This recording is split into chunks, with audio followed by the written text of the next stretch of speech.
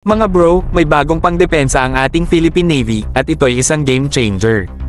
Ang Goc Dennis Close-in Weapon System, o CIWS, ng Turkey, na ngayon ay nasa BRP Miguel Malvar class frigate, ay isang matinding dagdag sa ating naval firepower. Kung ganito kalupit ang upgrade natin na mukhang mas magiging bangis ang ating future warships. Para sa mga hindi pa pamilyar, ang Goc Dennis ay isang fully automated naval defense system na kayang salagin at wasakin ang incoming threats tulad ng missiles, drones, at aircraft bago pa ito makalapit sa barko. Ibig sabihin, hindi lang basta baril ilan ito ang last line of defense na kayang magdala ng matinding peace of mind sa ating mga tropa sa laot. At mga bro, isipin nyo na lang kung ang bawat future Philippine Navy ship natin ay magkakaroon ng ganitong klase ng CIWS. Mas magiging astig ang ating naval fleet, mas mapapalakas ang depensa natin sa anumang banta sa ating karagatan.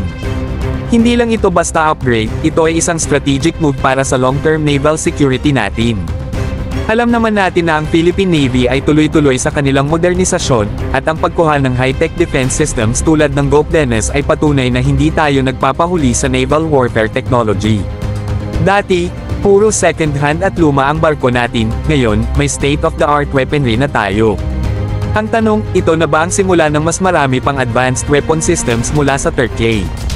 Kung ito ay magiging bahagi ng standard loadout ng ating future warships, siguradong ang ating hukbong dagat ay magiging mas deadly sa laban at mas ligtas sa anumang panganib. Mukhang nagiging seryoso na talaga tayo sa pagpapalakas ng ating naval defense.